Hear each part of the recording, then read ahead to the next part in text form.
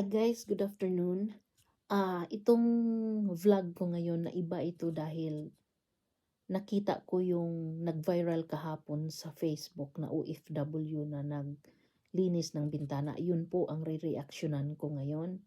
So, bago po ang lahat, sana maging maayos tayong lahat at sana po maintindihan ng ating mga mahal sa buhay ang mga pangyayari sa mga trabaho natin dito sa ibang bansa.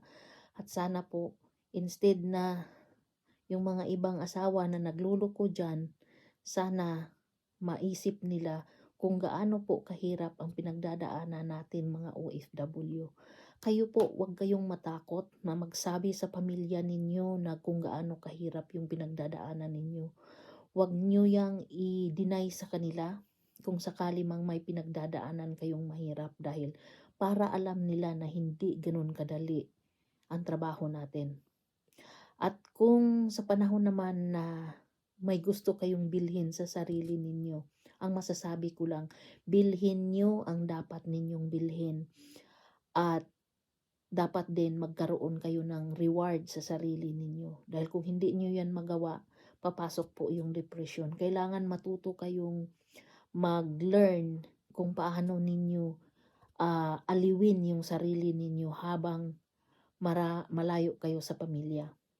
Pero sana po hindi tayo aabot doon sa aliwin mo yung sarili sa ibang paraan kasi ibang usapan po yon. Alam ninyo kung anong ibig kong sabihin. Pero this time, I'm hoping, I'm praying, I'm wishing for all those family na nagkahiwa-hiwalay katulad sa akin na nandito ako, nandoon yung asawa ko. Pero I'm talking doon sa mga pamilya na nag-abroad yung asawa at nagluluko naman yung mga bana o mga asawang lalaki dahil nga wala yung mga asawa nilang babae pero hindi nila alam kung gaano kahirap ang pinagdadaanan makapagpadala lang sa kanila doon sa Pilipinas. Kaya sana po sino man makakita ng video kong ito po yung totoo na ginagawa namin mga OFW, lalo na yung mga nasa mga matataas na building, yun po talaga ang ginagawa nila. Kaya sana sa video kong ito marami ang magigising. Guys, ito po yon. So, sana maintindihan ninyo na ganito kahirap ang isang trabaho ng OFW. Okay guys, thank you for watching and thank you sa mga nakakaintindi. Ito ang reaction ko sa picture na ito na nakita ko sa Facebook. Kahapon lang nag-viral ito. Ang OFW po, saan-saan man yan sa buong mundo. Nagkaiba-iba man yung mga skilled natin ng trabaho. Pero pinakahirap po yung pupunta ka sa ibang bansa at makipagsapalaran ka para sa kinabukasan ng pamilya mo. Totoo po yan dahil ako, OFW ako ng matagal ng panahon. Pero nung nag-start ako, dalaga pa ako eh. Para sa akin, nung dalaga pa ako, okay lang yun dahil dalaga pa ako eh. Wala naman akong inaalala kundi ang dalaga kasi gawin mo yung gusto mong gawin, puntahan mo yung gusto mong puntahan. At the same time, magtrabaho ka para masustintuhan mo yung kapritsyo mo, okay lang yun. Pero iba na po sa kung may pamilya ka. Ngayon ko yan naintindihan ngayong nag-asawa na ako. Kasi sa pamilya mo nakapokus at sa pamilya mo ang dahilan kung bakit ka na umaalis. Gustuhin mo man bumalik, maraming dahilan na hindi ka babalik. Naintindihan niyo po ako? At ang trabaho sa ibang bansa po, katulad niyan sa picture, naglilinis siya ng bintana. And I think yung place yan, hulaan ko lang ha, baka sa Hong Kong yan. Kasi sa Hong Kong ganun eh. Buwis buhay po yung ginawa niya. Bawal yan kung tutuusin, pero meron talagang mga employer na kailangan mong linisin yung window, kahit maulan pa nga yan, araw-araw pa nga yan nililinis. At kung hindi naman malinis, nagdadakdak yung amo. Kaya minsan yung ibang mga domestic helpers, napipilitan talagang gawin ang mga imposibleng gawin na aladarna na gagawin para nila para walang masabi yung employer dahil umiiwas sa gulo, umiiwas sa mapagsabihan. Salamat naman sa Diyos dahil nung panahon ko sa Hong Kong, nandoon kami sa 26th floor. Hindi ko talaga yan ginagawa. Hindi ko talaga yan ginagawa. At buti na lang, sensible din yung amo, hindi niya din naman ako pinapagawa ng ganyan. Pero guys, kahit saan pa tayong lupalop ng mundo papunta, pagka sabihin nating OFW na trabaho, be it skilled worker, be it ganitong trabaho na domestic, pagod na pagod ka pa rin dahil sa ibang bansa talaga, iba yung trabahong gagawin mo comparing dyan lang sa Pilipinas. Totoo po yan.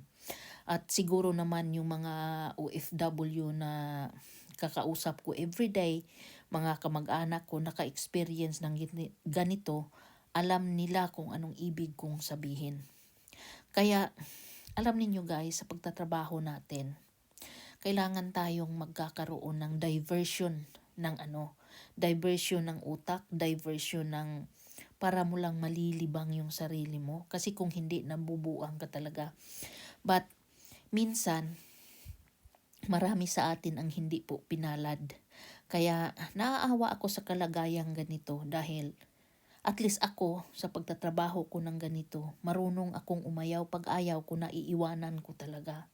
Pero may mga tao na walang choice kundi gawin ang dapat niyang gawin para sa amo niya kahit ayaw niya. At ito na po, papasok yung depression, papasok yung aksidente, papasok yung after that, hindi na niya nakayanan, nabubuang na, yung iba nagpakamatay. Kaya, kailangan marunong tayong mag-divert ng sarili natin. Pero please, kailangan mo rin panindigan yung sarili mo na pag hindi na dapat, kailangan i-accept mo na rin na hindi talaga dapat for the sake ng sarili mo. At kayo namang mga mahal namin sa buhay dyan sa Pilipinas, sana naintindihan ninyo na hindi po madali ang magiging isang OFW. Hindi po madali yung buhay namin dito sa abroad dahil lahat ginagawa namin para maayos lang yung buhay ninyo dyan sa Pilipinas. At lahat yan ginagawa namin hindi dahil inuutusan nyo kami kundi sa pagmamahal namin sa inyo. Sana pahalagahan ninyo. Yung mga asawang nanluloko ng mga asawa na habang ang mga asawa katulad niyan ang ginagawa na talagang inaakyat na yung pinakamataas para lang maayos yung trabaho niya. Sana pahalagahan ninyo po yung mga ginagawa naming paghihirap. Ako, nagpasalamat na lang ako sa asawa ko na naintindihan niya yung trabaho natin dahil nga naman OFW din naman ang asawa ko. So alam na alam niya kung ano tong pinagdadaanan natin. So paano naman yung hindi? Paano naman yung mga asawa na akala nila pinupulot natin yung pera? Yung mga kamag-anak na akala nila pinupulot lang yung pera. So please guys, sana matauhan kayo dito sa ginagawa ko. Matauhan kayo dito sa nakita ninyo. At alam kong sana nag-wish lang ako na maintindihan ninyo na ganito kahirap ang ginagawa namin. Meron pa nga iba dyan sinasaktan ng amo. Meron pa nga iba dyan wala nang time kumain. Kaya nagkasakit-sakit na. And apart from that, pagdating ng araw po tumatanda tayo. At gamit na gamit po yung katawan natin sa trabaho. Pag uwi namin sa Pilipinas, pagod na kami. Pag uwi namin sa Pilipinas, nandoon haharapin namin ang mga problema. Dahil yun nga, sira-sira na ng buhay ang madatna namin. So kaya po, sana maawa po kayo. Sino man yung makakita dito sa video kong ito, sana maintindihan ninyo kung anong ibig kong sabihin. Dahil hindi po madali sa isang ina na nagpakalayo-layo sa mga anak, sa pamilya, sa asawa, sa mga kamag-anak dahil nga lang gustong kumita at makatulong sa pamilya. Ito po yun ang buhay namin ng OFW. Ito yung katotohanan. Real talk po yun na minsan buhis-buhay po kami na nagtatrabaho dito sa ibang bansa. Iilan lang po ang nagiging maswerte. Iilan lang po yung marunong manindigan sa sarili nila na ipaglaban ang tama para sa sarili nila.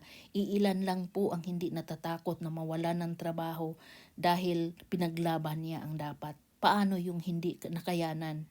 Kaya sana po magising tayong lahat na ang buhay po namin dito sa ibang bansa ay hindi po madali at hindi po kami nagtatapon ng pira.